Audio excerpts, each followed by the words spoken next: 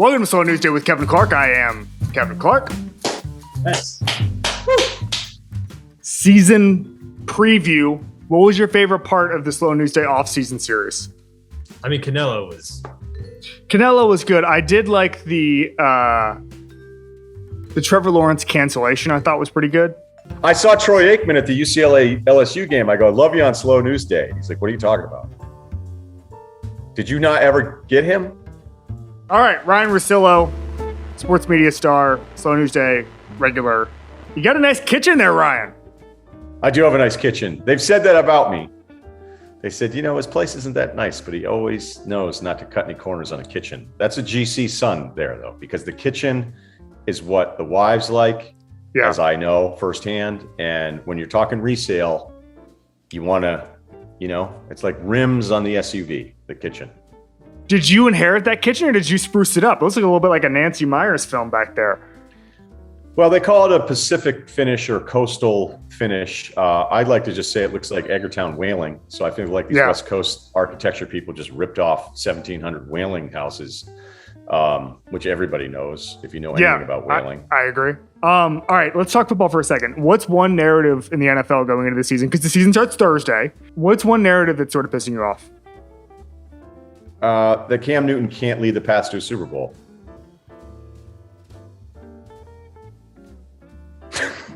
You think the haters are out, including Bill Belichick? Hey, look, I'm not the biggest Cam guy. Everybody knows that. But a second year in the system, better weapons, a normal deal. COVID was a lot for a lot of people. And I think I see a guy that's ready to go. Can I give you a nugget? Cam Newton, when he does personal communication, uses that social media font. So you've texted with Cam Newton? No. How do you even get that font on your phone? Is that an app? I think he's done it. Yeah, I think you can go in the settings and play around with your fonts. And I think he's done that. You go font, the one no one can read. The commitment to it's unbelievable. Like I thought learning a language, people will tell you this. The later in life you learn a new language, the better it is for the brain function. You knew that before this. You didn't need me to come on that. I think Cam, what he did is he was like, why wait around until I'm in a nursing home to learn Italian? Let's bang out some hieroglyphics. Now that Mac Jones is a starter, what is your realistic expectation for the Pats this year? Now we're batting cleanup. Sheil Kapadia, who I think is terrific. I think you know him as well. I think he's coming on the pod tomorrow. Tell him I said, hey. He's been hammering this thing based on EPA. That's expected points added for those that want to play along. Shout out to Mina Kimes. And so if you look at the last 10 years of rookie quarterbacks that played significant time during their rookie seasons, the average EPA is like 23rd. So basically the average of the last rookies that were starting quarterbacks were about Andy Dalton. And we do not bring that up enough. Look, I think Mac is smart. I think he is incredible in the pocket with his mobility. He's not a mobile quarterback, but Brady was immobile, but was terrific with his feet in the pocket, which is just you clearing yourself and getting into those that always lanes. Frustrated D lineman is how he was always a half a step away. He was unbelievable at it. So like when you think, hey, what's better, being able to run a 4.5 around an end, that's cool. But I want you moving and getting clear. And, it's like a boxer. You don't really have to swing your head out of the way. You can just move it a little bit if you're that good at it. And Brady was that. And that was the one thing with Mac Jones when I'd watch those Bama games. The team was loaded with talent. He's throwing to first rounders everywhere. He's got, every one of those coordinators ends up getting a better gig after Bama. So there's always that concern because I'm at a point now, Kevin, like I only feel comfortable about the extremes of quarterbacks. Like, hey, I'm convinced this guy's going to be really good or this guy has no chance. And then a bunch of the guys in between, we've seen it now for a long time is they're all a coin toss. But he has that part of his game that I like, but I still don't think the Pats have enough offensive weapons. And look, Josh McDaniels' resume as a head coach and offensive coordinator without Brady, points per game, is pretty abysmal. That's a take. Did I ever tell you about the first time I met Sean McVay? Please tell me. SB's red carpet line, odd combo, me, Chris Long's wife, three of us. I thought it was just going to be funny for the three of us to be in a picture together because I didn't want to bring anybody. Some will argue I had no options. And then as was always the case with ESPN, they'd be like, no, you're down this section. I was like, why are 7 people from CAA in the cool section and I work here for 10 plus years? And I was like, I want to walk down the cool section with DeAndre Jordan and Russell Wilson. And they're like, no, sorry, that's just CAA people and the athletes. And so they were going to break Chris and I up. And then this dude comes walking over, great haircut, full of energy, kind of short. And he's like, hey, man, what's up, guys? And we're like, hey, dude, like, why are you in this line?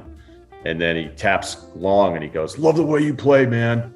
And he's like, oh, all right, cool. And then he's like, Sean McVay, Rams head coach. We're like, oh, my God.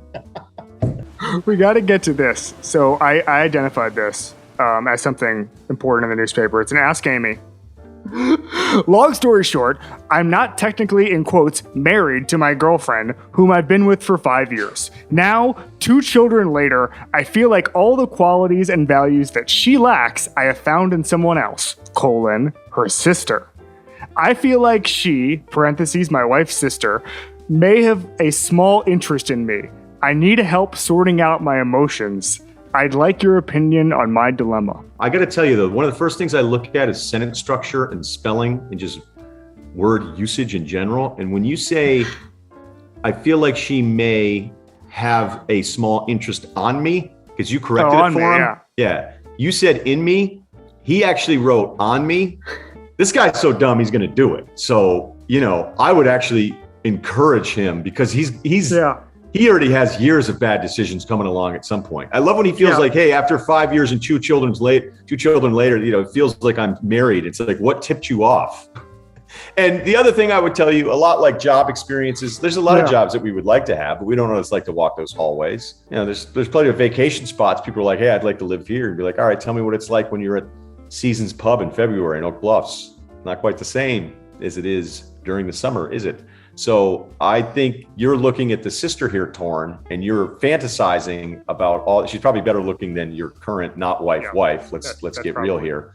And so I normally I'd say, what are you doing? This is stupid. It's going to end in disaster. I say go for it. It's still going to end in disaster. Just you're an accelerationist. You're an accelerationist for Torn. Get it out of the way. Just move on. He's going to do something stupid anyway. It might as well be this. So Amy comes in hot and says, quote, my opinion is that you are not a fit partner or parent.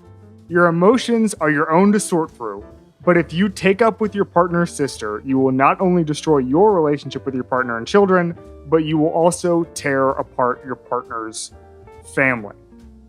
I also feel like Amy is overlooking the fact that his only evidence here is a poorly written sentence where he says a small interest. This is a lot to go all in on. He's going all in on a pair of 6s here. Yeah, and if I were Torn, I'd counter with, ever seen Big Love?